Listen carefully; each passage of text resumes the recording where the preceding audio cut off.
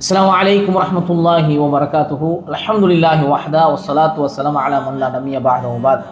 அன்பான இஸ்லாமிய சொந்தங்களே, உறவுகளே, அபு ஹாத்திம் அல் பஸ்தி ரஹ்மத்துல்லாஹி அலைஹி அவர்கள் சொல்லும் பொழுது, யார் தனது குறையை விட்டுவிட்டு மக்களுடைய குறையை பார்ப்பதற்கு ஆரம்பிப்பார்களோ அவர்களுடைய உள்ளம் குருடாகிவிடும்.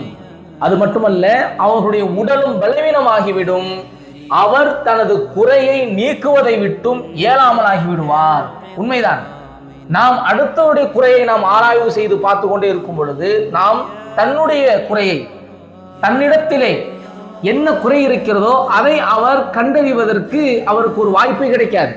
தான் செய்வதெல்லாம் சரி போன்றே அவர் செய்து கொண்டு இருப்பார். ஆனால் பிறரிடத்தில் பார்க்கக்கூடிய அதே குறை இவரிடத்தில் காணும் பொழுது அதை ஒரு குறையாக பார்க்க மாட்டார்.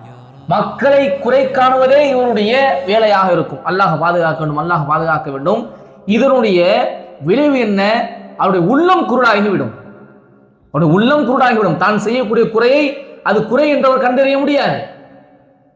அது மாத்திரமல்ல, அவரால் தனது குறையை ஒருபோதும் நீக்க முடியாது. அவர் பிறர் குறையை பார்ப்பதிலே இருப்பார்.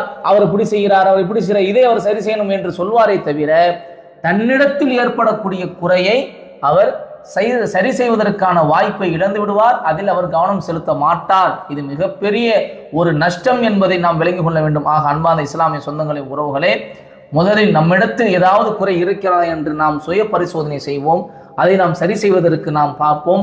அடுத்தவருடைய குறையை சொல்லி அதை பேசி நமக்கு எதுவும் கிடைக்க போவதல்ல.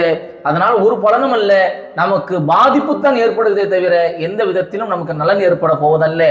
அவரிடத்தில் ஏதாவது தவறுகள் இருந்தால் அவரை அழைத்து அந்த தவறை நாம் சுட்டிக்காட்டி இதை சரி செய்து கொள்ளுங்கள் என்று சொல்லலாமே தவிர, நாம் அடுத்தது குறையே நாங்கள் ஆராய்வு செய்வதே நம்முடைய வேலையாக நாம் வைத்திருக்க கூடாது. ஒருவரிடத்தில் தவறு இருந்தால் அதை நாம் சரி செய்வதற்கு நாம் முயற்சி செய்யலாம். அதை விட்டுவிட்டு அந்த குறையே பார்க்கக்கூடியவராக இருந்து கொண்டு நம்முடைய குறையை நாம் கவனிக்காமல் அதை அப்படி விடுவோம் என்று சொன்னால் இது மிகப்பெரிய நஷ்டத்தை ஏற்படுத்தும் என்பதை நாம் விளங்கிக் கொள்ள வேண்டும். அஸ்ஸலாமு அலைக்கும் வரஹ்மத்துல்லாஹி வபரகாத்துஹு.